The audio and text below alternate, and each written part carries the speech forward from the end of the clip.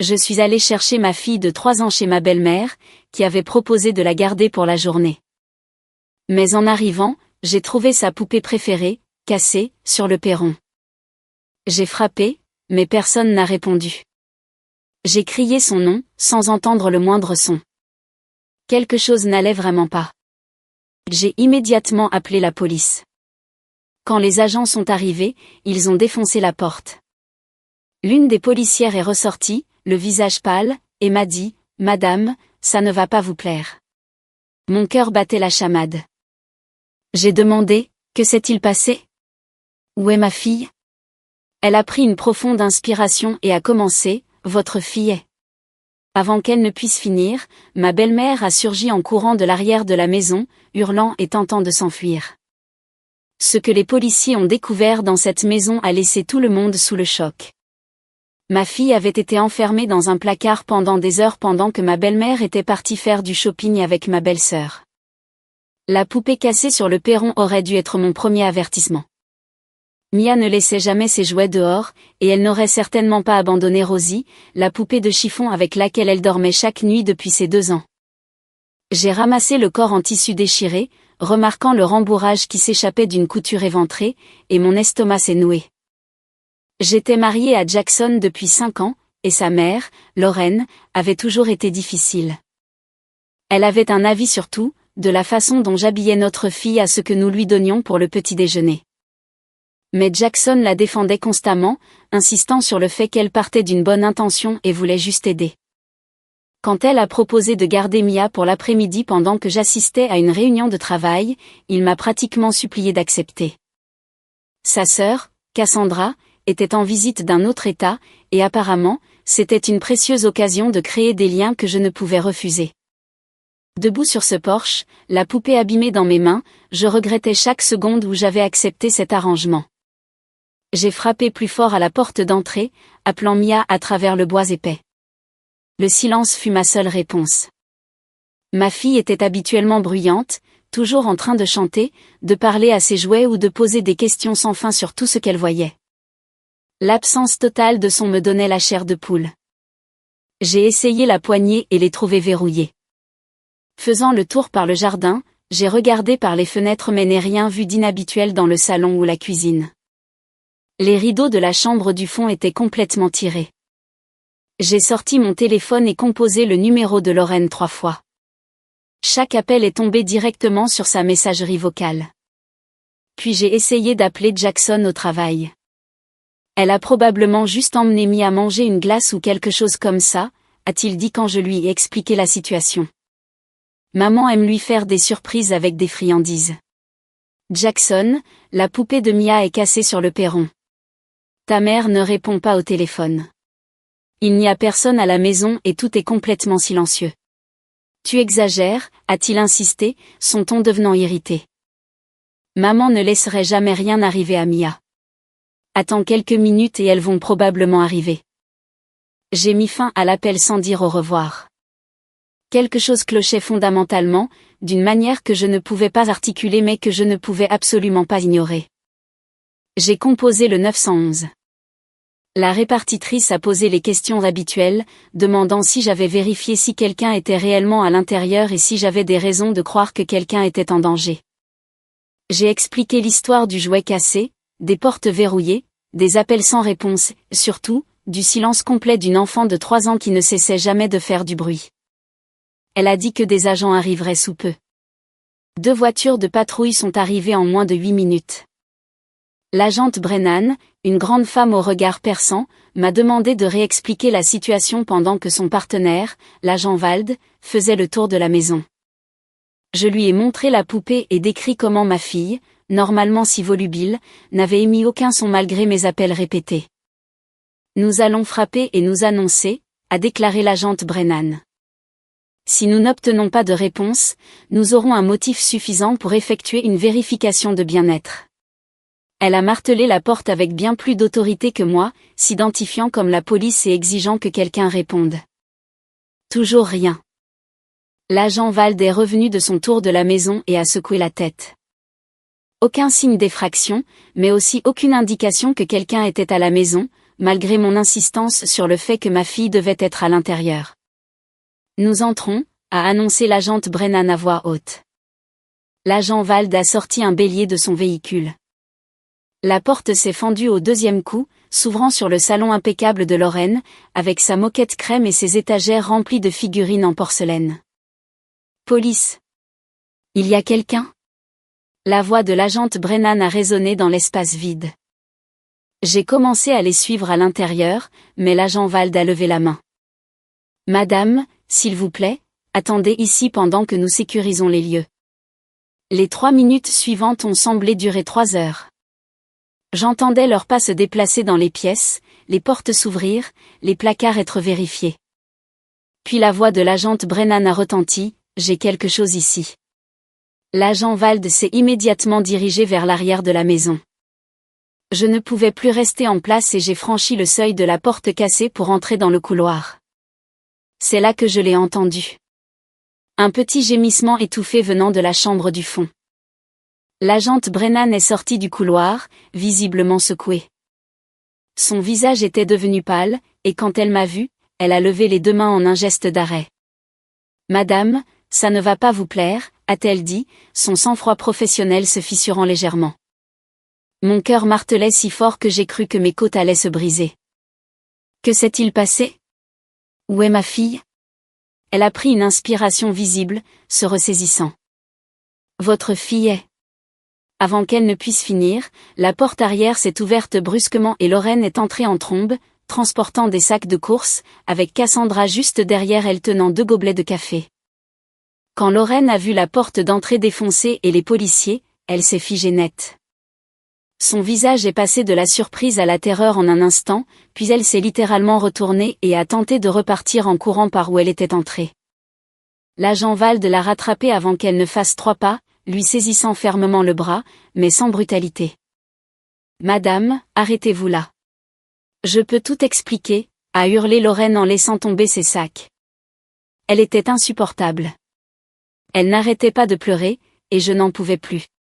Et Cassandra voulait vraiment aller à cette nouvelle boutique en centre-ville, et ça ne devait durer qu'1 heure. L'agente Brennan était déjà retournée dans la chambre du fond. J'ai bousculé Cassandra et j'ai couru dans le couloir, ignorant l'ordre de l'agent Wald de rester en arrière. La porte de la chambre était ouverte, et à l'intérieur, j'ai vu l'agente Brennan agenouillée devant un placard, la porte maintenant ouverte, parlant doucement à quelqu'un à l'intérieur. Ma fille était blottie dans l'obscurité, parmi des manteaux d'hiver et des boîtes à chaussures, le visage strié de larmes, la voix rauque après ce qui devait être des heures de cris.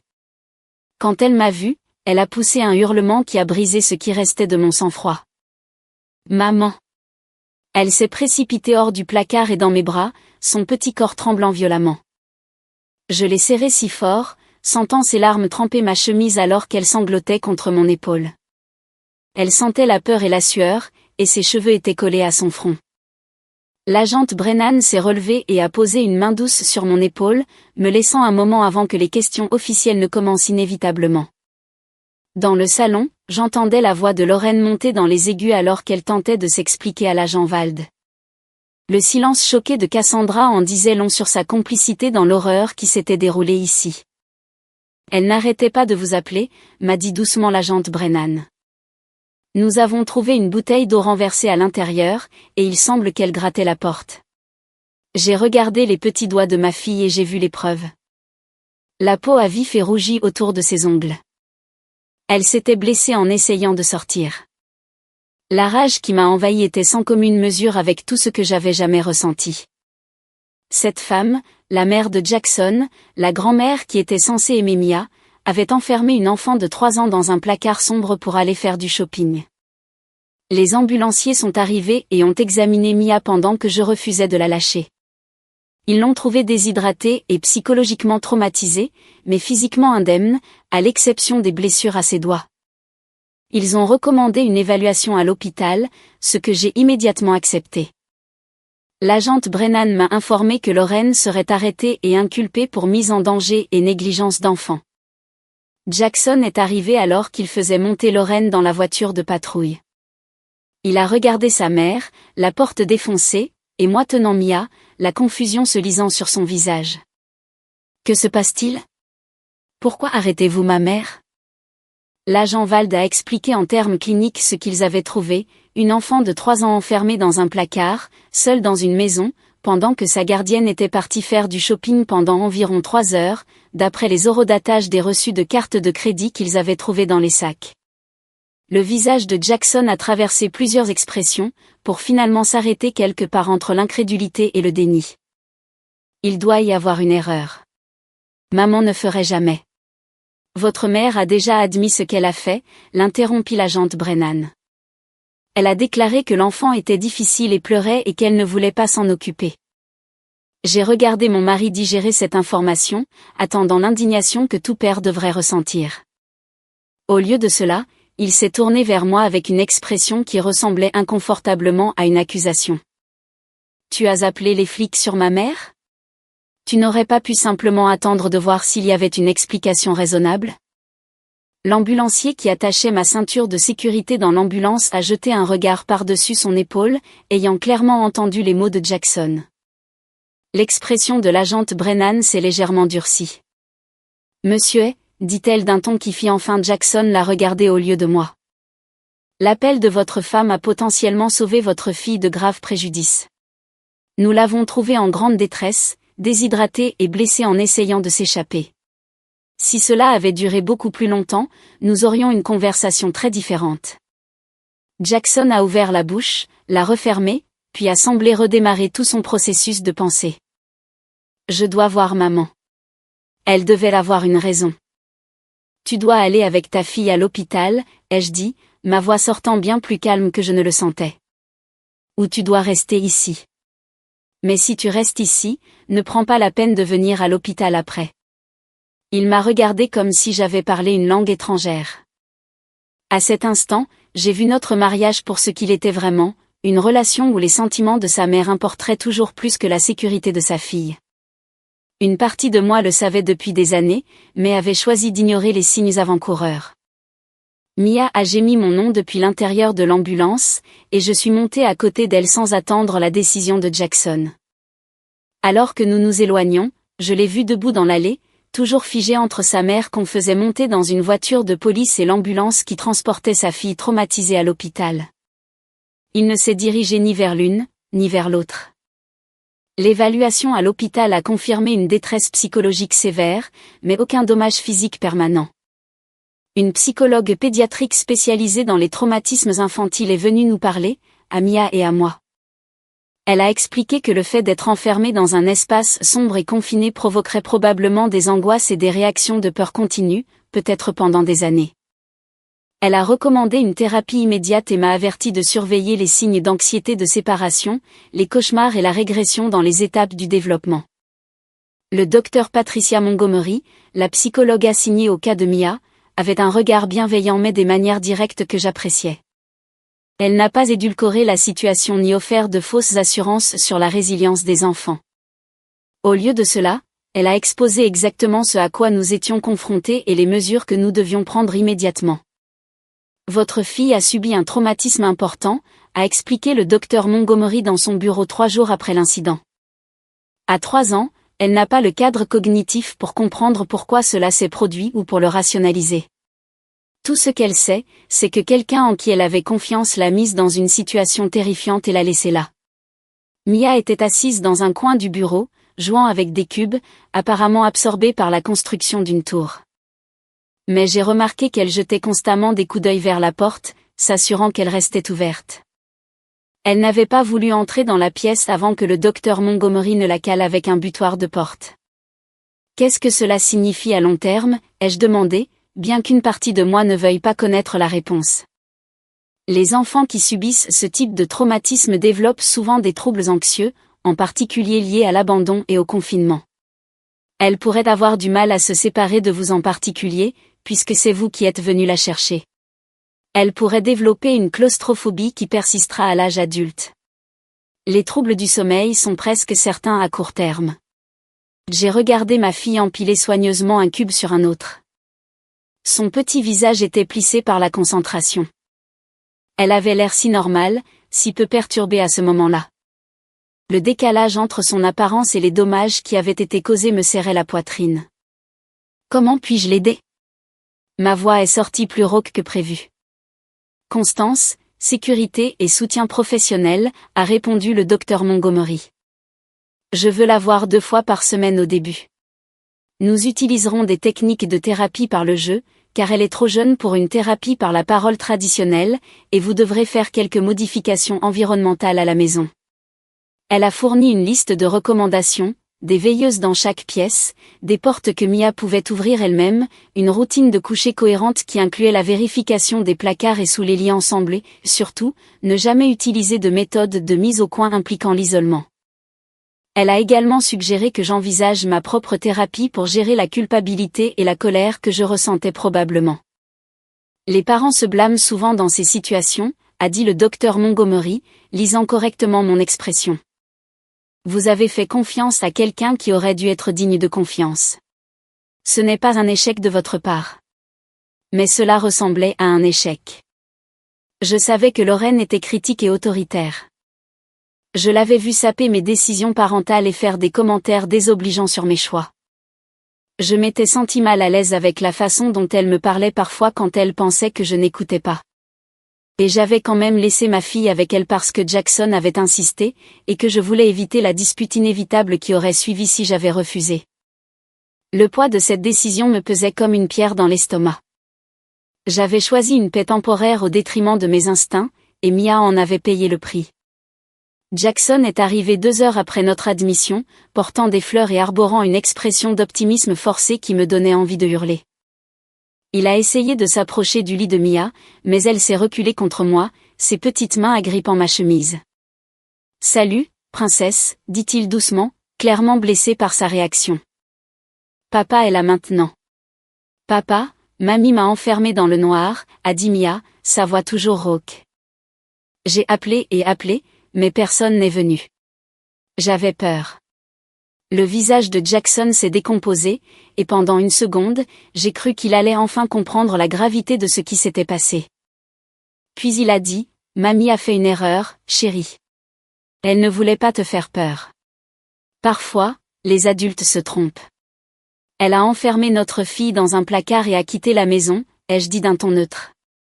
Ce n'était pas une erreur. C'était un choix. C'est ma mère, a répondu Jackson comme si cela expliquait tout. Ce n'est pas un monstre. Elle a pris une mauvaise décision sous le coup du stress. Quel stress exactement? Le stress d'une enfant de 3 ans qui pleure? Le stress qu'on lui demande de s'occuper de sa petite fille? Quel stress peut bien justifier d'enfermer un bambin dans un placard sombre? Les familles des autres patients dans les chambres voisines ont probablement entendu chaque mot, mais j'avais dépassé le stade de me soucier des convenances. Ma fille avait été traumatisée par la mère de Jackson, et il était déjà en train de minimiser et d'excuser son acte. « Je sais que tu es en colère », a dit Jackson, employant le ton condescendant qu'il utilisait chaque fois qu'il pensait que j'étais irrationnelle. Mais appeler la police et la faire arrêter était extrême. Nous aurions pu gérer ça en famille. Elle s'est enfuie, ai-je souligné. Quand la police a trouvé Mia et que ta mère a vu qu'elle était prise, elle a littéralement essayé de fuir. Est-ce que ça ressemble à quelqu'un qui mérite une conversation familiale privée? Jackson n'a eu aucune réponse à cela. Il s'est assis sur la chaise en plastique des visiteurs, l'air misérable, mais sa misère semblait principalement centrée sur l'arrestation de sa mère plutôt que sur le traumatisme de sa fille. La distinction ne m'a pas échappé. Une intervenante des services de protection de l'enfance est arrivée avant notre sortie. Elle a expliqué qu'une enquête serait ouverte et que Lorraine n'aurait plus de contact non supervisé avec Mia en attendant le résultat. Jackson a discuté avec elle, insistant sur le fait que sa mère n'était pas un danger, mais l'intervenante a calmement cité des statistiques sur la maltraitance par les gardiens et la gravité des actions de Lorraine. Nous sommes rentrés à la maison dans des voitures séparées. J'avais déjà décidé de ce qui devait se passer ensuite, mais d'abord, je devais m'assurer que Mia se sente en sécurité. J'ai passé cette nuit à dormir dans sa chambre, la tenant pendant ses cauchemars où elle se réveillait en hurlant à propos de l'obscurité et des portes fermées. Jackson a dormi seul dans notre chambre, et je me fichais qu'il remarque mon absence. Le lendemain matin, Cassandra m'a appelé. J'ai failli ne pas répondre, mais la curiosité l'a emporté. Il faut que tu retires les charges contre Lorraine, a-t-elle dit sans préambule. Cela détruit notre famille. Ta mère a détruit cette famille quand elle a enfermé ma fille dans un placard, ai-je répondu. Elle a fait une erreur. Elle est désolée. Tu es vindicative en maintenant les charges. Ce n'est pas moi qui maintiens les charges. C'est l'État, parce que ce qu'elle a fait est un crime. Tu pourrais leur demander de les abandonner, a insisté Cassandra. Jackson a dit que c'est toi qui as appelé la police en premier lieu. Si tu expliques simplement que c'était un malentendu. Ce n'était pas un malentendu. Ta mère a sciemment enfermé une enfant de 3 ans dans un placard et l'a laissée là pendant des heures. Elle a ensuite tenté de fuir lorsqu'elle a été prise. Il n'y a rien à mal comprendre. La voix de Cassandra a pris un ton suppliant. Elle va avoir un casier judiciaire. Elle pourrait aller en prison. Sa réputation sera ruinée. C'est vraiment ce que tu veux? Ce que je veux, c'est que ma fille ne soit plus jamais blessée par votre famille. J'ai raccroché avant qu'elle ne puisse continuer. Jackson avait apparemment appelé toute sa famille, me dépeignant comme la méchante qui avait réagi de manière excessive et fait arrêter sa pauvre mère innocente. Le récit était si prévisible que j'en ai presque ri. L'audience de Lorraine était fixée 6 semaines plus tard. En attendant, elle a été libérée sous caution avec une ordonnance restrictive lui interdisant d'approcher Mia. Jackson a commencé à passer de plus en plus de temps chez ses parents, soi-disant pour leur apporter un soutien émotionnel. Il prétendait que j'étais déraisonnable en refusant de laisser Mia leur rendre visite, même sous surveillance. Quand j'ai souligné l'ordonnance du tribunal qui empêchait littéralement un tel contact, il m'a accusé de me cacher derrière des technicalités juridiques. C'est aussi ma fille, a-t-il dit lors d'une dispute particulièrement animée. Je devrais avoir mon mot à dire sur qui elle voit. Tu as eu ton mot à dire quand tu m'as poussé à la laisser avec ta mère en premier lieu, ai-je rétorqué. Ton mot à dire a failli causer un préjudice grave à notre enfant. Maintenant, tu me reproches ce que maman a fait? Je te reproche de continuer à la défendre au lieu de protéger ta fille. Le conseiller conjugal que nous avions vu 2 fois avant la naissance de Mia nous avait dit que nous avions des problèmes de communication. Il s'est avéré que notre problème n'était pas la communication. Nous communiquions parfaitement clairement. Jackson accordait plus de valeur au confort de sa mère qu'à la sécurité de sa fille, et j'accordais plus de valeur à ma fille qu'à tout le reste. Aucune discussion ne pourrait combler cette différence fondamentale. 2 semaines après la condamnation de Lorraine, j'ai demandé le divorce. Le procès avait rendu les choses limpides. Jackson ne donnerait jamais la priorité à notre fille sur sa mère. Pendant toute la procédure judiciaire, il était assis avec son père, tous deux arborant des expressions identiques de souffrance martyrisée, comme s'ils étaient les victimes dans cette situation. Jackson a reçu les papiers au travail et m'a immédiatement appelé, la voix tremblante d'un mélange de colère et d'incrédulité. Tu divorces à cause de ça? Parce que ma mère a fait une erreur? Je divorce parce que, forcé de choisir entre ta fille traumatisée et ta mère abusive, tu as choisi ta mère à chaque fois. Ce n'est pas juste.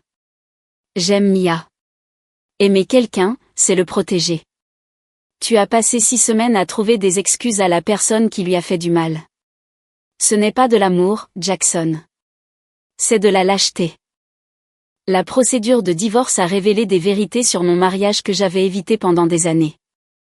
Mon avocate, une femme vive du nom de Rebecca Walsh, spécialisée en droit de la famille, a posé des questions pointues sur la dynamique de notre relation qui m'ont mise mal à l'aise par leur justesse.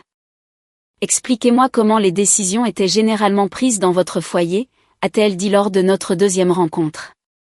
J'ai expliqué comment Jackson s'en remettait à sa mère pour pratiquement tout ce qui concernait la garde des enfants. Comment Lorraine avait les clés de notre maison et s'y introduisait parfois sans prévenir.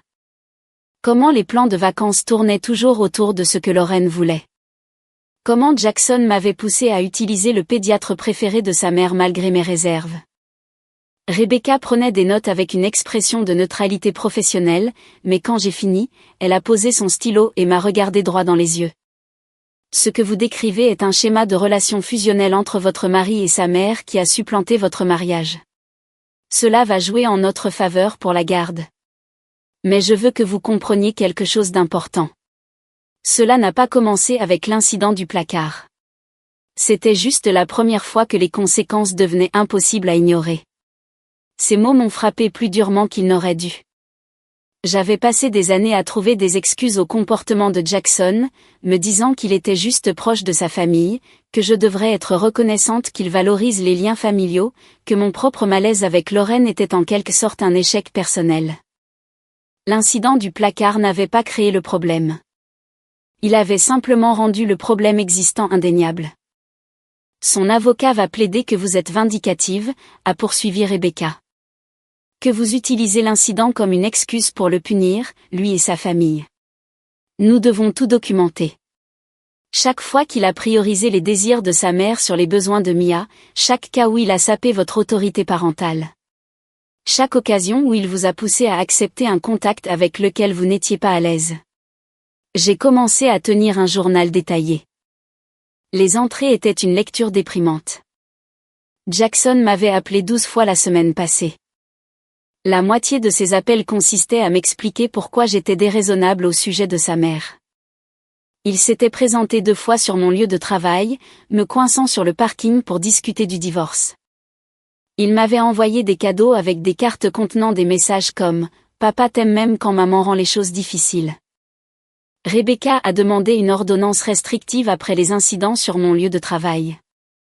Le juge a accordé une ordonnance temporaire exigeant que Jackson maintienne une distance et limite les contacts aux questions concernant directement les soins de Mia. L'avocat de Jackson a prétendu que c'était excessif, mais le juge a examiné la documentation de son harcèlement et n'a pas été d'accord. Ma mère est devenue mon principal système de soutien pendant cette période. Elle n'avait jamais particulièrement apprécié Jackson, bien qu'elle ait été trop polie pour le dire directement avant l'incident. Maintenant, elle se sentait libre d'exprimer ses véritables opinions. Je n'ai jamais fait confiance à Lorraine, a dit maman un soir en regardant Mia jouer dans le petit salon de mon appartement. Il y avait toujours quelque chose de bizarre dans la façon dont elle parlait de toi, comme si tu étais en compétition pour l'attention de Jackson plutôt que sa partenaire. Pourquoi n'as-tu rien dit? M'aurais-tu écouté? Elle a haussé un sourcil. Tu l'aimais. Tu voulais croire que sa famille était juste protectrice. Rien de ce que j'aurais pu dire n'aurait changé ton avis jusqu'à ce que tu sois prête à le voir par toi-même. Elle avait raison. Bien sûr, j'avais été investie dans l'idée d'avoir une structure familiale traditionnelle, de donner à Mia le foyer stable à 2 parents avec lequel j'avais grandi. J'avais ignoré les signaux d'alarme et rationalisé mes inquiétudes parce que les reconnaître aurait signifié admettre que j'avais fait une erreur en épousant Jackson. L'audience préliminaire pour la garde a eu lieu par un matin gris de fin octobre. L'avocat de Jackson l'a présenté comme un père dévoué, injustement puni pour les actions de sa mère. Mon avocate a présenté les preuves documentées de la relation continue de Jackson avec Lorraine, de sa minimisation du traumatisme de Mia et de son harcèlement envers moi suite à la demande de divorce. Le juge, un homme d'âge mûr avec des lunettes de lecture perchées sur le nez, a examiné les documents avec un soin évident. Lorsque l'avocat de Jackson a soutenu que Jackson ne devrait pas être pénalisé pour avoir maintenu le contact avec sa mère, le juge l'a interrompu. « Maître, la mère de votre client a été reconnue coupable de mise en danger d'enfant impliquant sa fille. Sa relation étroite continue avec elle soulève des questions légitimes sur son jugement concernant la sécurité de l'enfant. Le tribunal a l'obligation de donner la priorité au bien-être du mineur. » Jackson était assis à la table de la défense, l'air blessé, comme si les mots du juge étaient une attaque personnelle plutôt qu'une déclaration de fait évident. Il ne comprenait toujours pas que sa loyauté envers Lorraine avait des conséquences, que ses choix avaient des significations au-delà de ses intentions. Le juge a ordonné un droit de visite supervisé en attendant l'audience finale, la supervision devant être assurée par un professionnel désigné par le tribunal plutôt qu'un membre de la famille. Jackson aurait 4 heures tous les 2 samedis avec Mia dans un lieu neutre. Il paierait le temps du superviseur en plus de la pension alimentaire. À l'extérieur de la salle d'audience, l'avocat de Jackson a tenté de m'approcher avec une offre de règlement. Rebecca s'est interposée en douceur. Toute offre passe par moi, a-t-elle dit fermement. Le contact direct est inapproprié. Jackson lui-même se tenait près de l'ascenseur, son père à ses côtés, parlant à voix basse et en colère. J'ai capté des bribes de la conversation. Quelque chose sur le fait que j'étais ingrate, que j'avais piégé Jackson dans ce mariage, que les avocats le saignaient à blanc.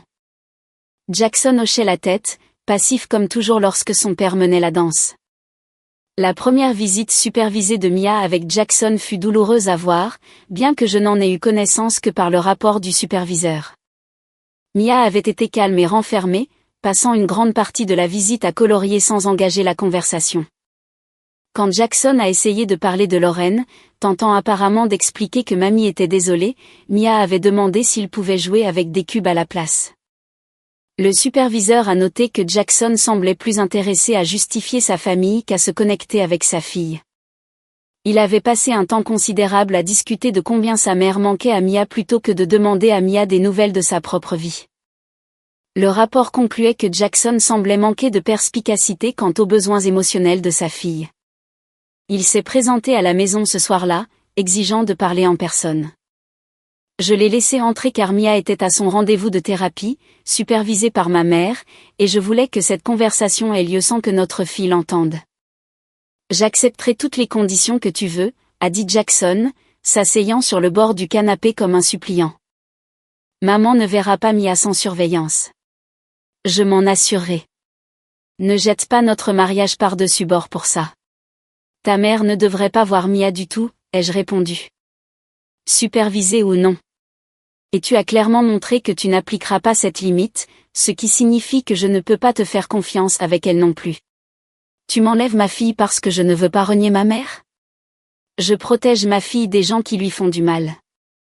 Si tu vois ça comme te l'enlever, demande-toi peut-être pourquoi tu te groupes avec ta mère au lieu de te grouper avec Mia. Jackson est parti sans un mot de plus. Son avocat a contacté le mien la semaine suivante avec une proposition de garde qui incluait des visites régulières avec Lorraine sous la supervision de Jackson. Mon avocate a répondu avec la documentation de l'arrestation de Lorraine, l'affaire pénale en cours, l'ordonnance restrictive et le dossier de thérapie de Mia montrant une anxiété sévère liée à l'incident. L'avocat de Jackson a cessé d'insister sur ce point. Le procès de Lorraine fut relativement rapide. Les preuves étaient accablantes. Son propre aveu à la police, les preuves physiques de la détresse de Mia, le témoignage des 2 officiers intervenus et le témoignage d'experts de la thérapeute de Mia sur l'impact psychologique. Le procureur a offert une négociation de peine pour une probation et une thérapie obligatoire, mais Lorraine a refusé, insistant sur le fait qu'elle n'avait rien fait de mal. Son avocat avait l'air peiné tout au long des débats. Le jury a délibéré pendant moins de 3 heures. Coupable de tous les chefs d'accusation de mise en danger et de négligence d'enfant. La juge, une femme aux cheveux gris acier et sans patience pour les absurdités, a condamné Lorraine à 18 mois de prison avec crédit pour le temps purgé, suivi de 3 ans de probation. Elle a également révoqué de façon permanente l'accès non supervisé de Lorraine à tout enfant mineur et a exigé qu'elle suive un cours de parentalité avant que toute visite supervisée puisse être envisagée. Jackson était assis dans la galerie, l'air dévasté. J'étais assise de l'autre côté avec ma mère, ne ressentant rien d'autre qu'un soulagement que le système juridique ait fonctionné correctement. Mia n'était pas au tribunal. Je ne l'aurais jamais soumise à cela.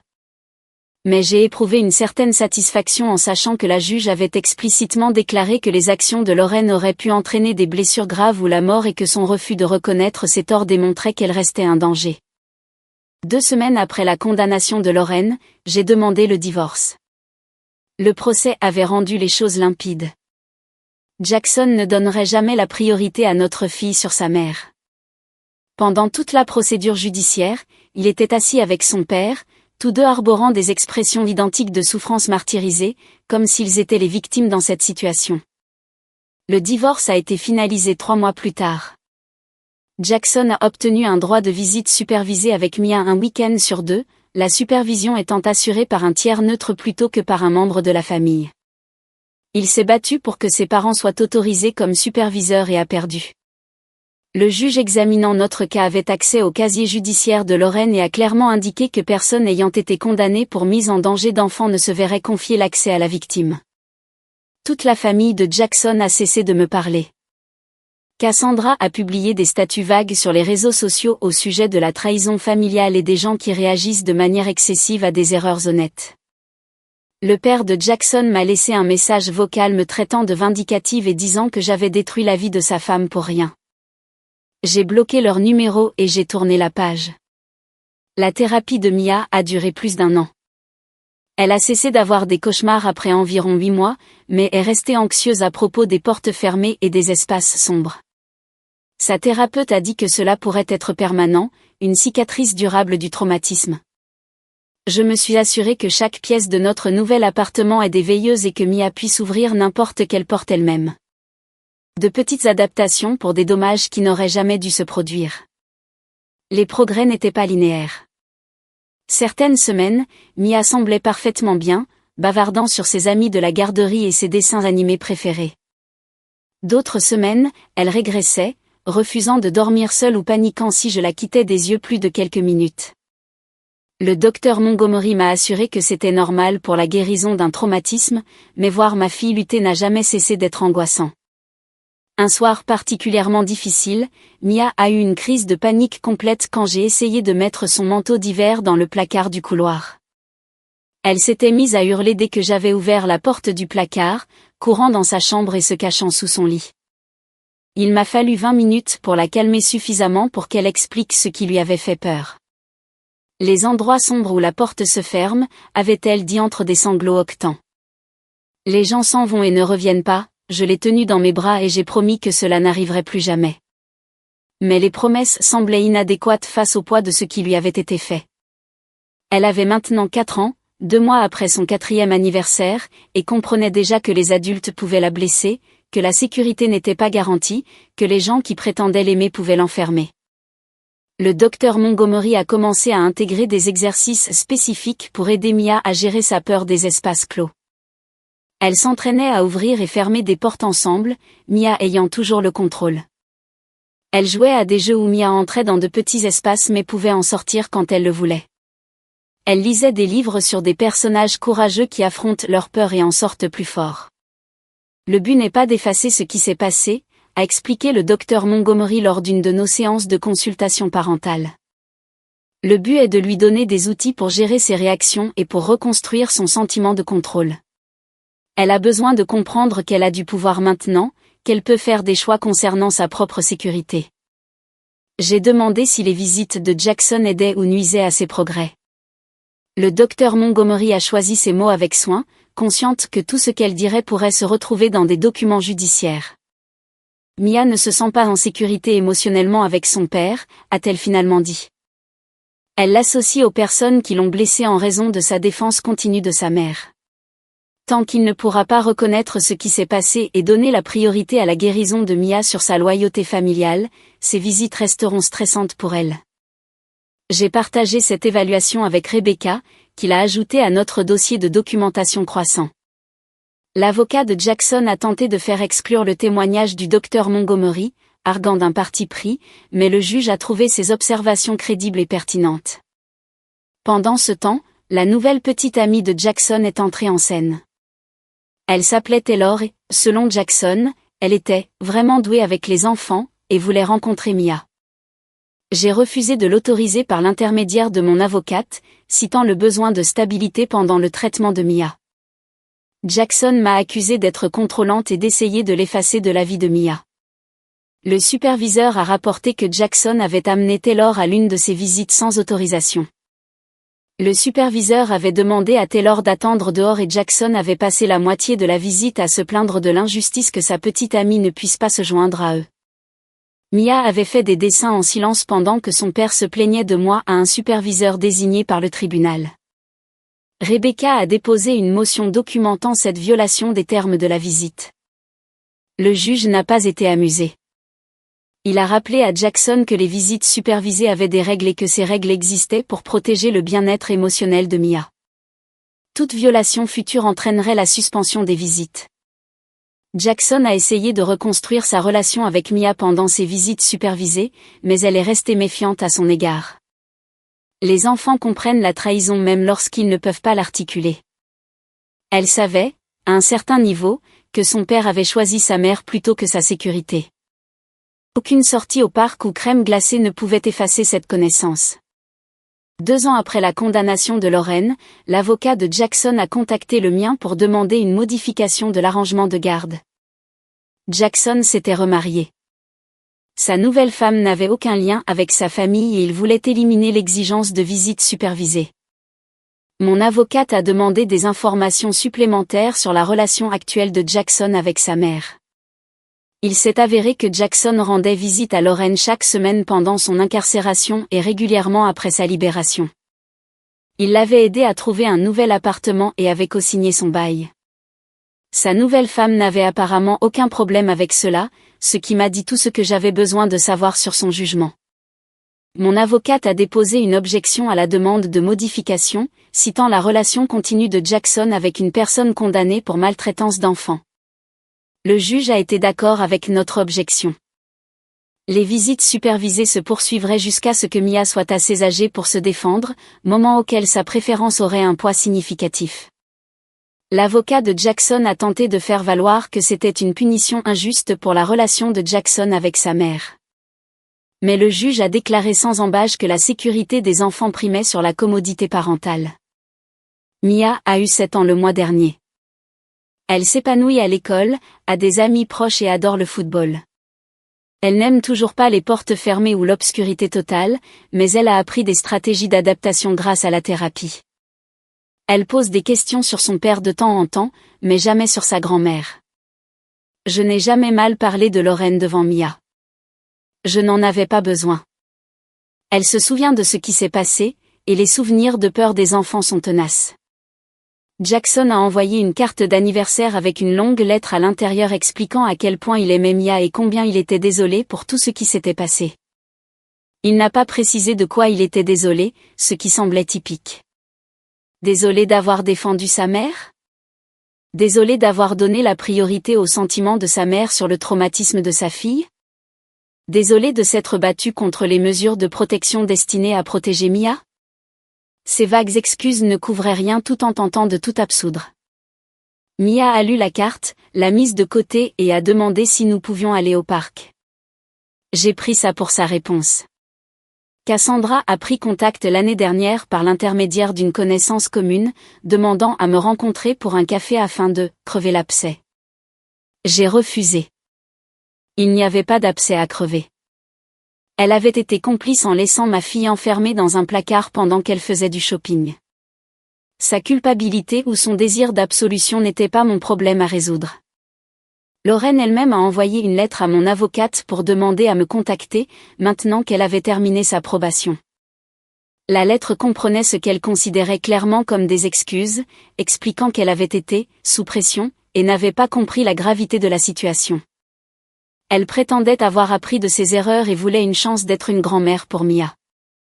Mon avocate a répondu que tout contact serait soumis à l'approbation de Mia, ce que Mia n'avait pas donné et ne donnerait probablement jamais. L'avocate de Lauren a insisté, arguant que les lois sur les droits des grands-parents dans notre État lui donnaient droit à une forme de relation. Mon avocate a joyeusement souligné que les droits des grands-parents ne s'appliquent pas lorsque le dit grand-parent a une condamnation pénale pour avoir maltraité le petit enfant en question. J'ai entendu par des relations éloignées que Lauren me reprochait tout.